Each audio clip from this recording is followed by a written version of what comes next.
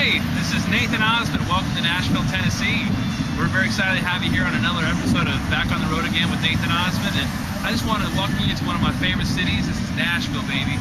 This is the home and heart of country music. And so I wanted to kind of point out behind me a really famous street here, one of the places I always have to come to when I'm here in Nashville.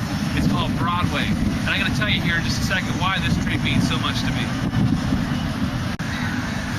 As you can see behind me, that's the Ryman Auditorium. That is the original Opry House here in Nashville. I mean, the legends, you name it, they performed right there. That's where it all got started here in Nashville, was there at the Ryman Auditorium. But it's such a neat historical place, and as you know, with all the flooding here, the Grand Ole Opry moved way out. It's been underwater. We actually had the privilege of meeting Pete Fisher while I was here in town. He's the president of the Opry. He actually personally invited me to come backstage there next time in town to be there at the new Grand Ole Opry. They're reopening it, refurnishing it. It's going to be very, very exciting. But that's a historic place here. Come walk with me. We're going to show you across here on Broadway, show you some really other famous places. Some of my favorite honky tonks where I go to listen to some real country music. Right here, as we walk down Broadway, you can see Legends Corner right over here. It's a great place for live music. You got right there in the purple building, second fiddle, bluegrass in, the stage. We got Full Moon Saloon, where I actually sang this week. I got to get up on stage and do some of my singing up there, which was a whole lot of fun.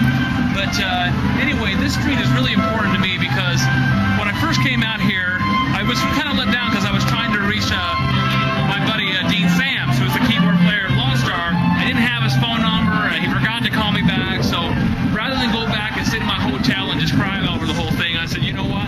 I'm going to come down here to Broadway and get inspired. I'm going to come down here and hear some real country music and just get turned on by this town. And I got to tell you, this is a very historic place. Some of the greatest country music legends have performed in these little honky tonks here. Everyone from Johnny Cash to Merle Haggard to, you name it, Willie Nelson. These are their hangout spots here. So I came down here to get inspired. But I made it all the way down to the end of the street here, down by the Hard Rock Cafe. There's a place called Wild Horse Saloon. And I was standing out there at 10:30 at night, and Dean Sams, he calls me up and says, Nate, I'm an idiot. I totally forgot to call you, man. He says, what are you doing right now? I says, hey, I'm in my car driving to your house. How do I get there?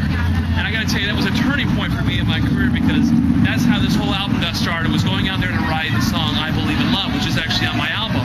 And the rest is history, but this is a special place for me here in country music, and I just wanted to show you around this place. And if you ever get a chance to come here to Nashville, make sure you stop by Broadway and hear some great country music.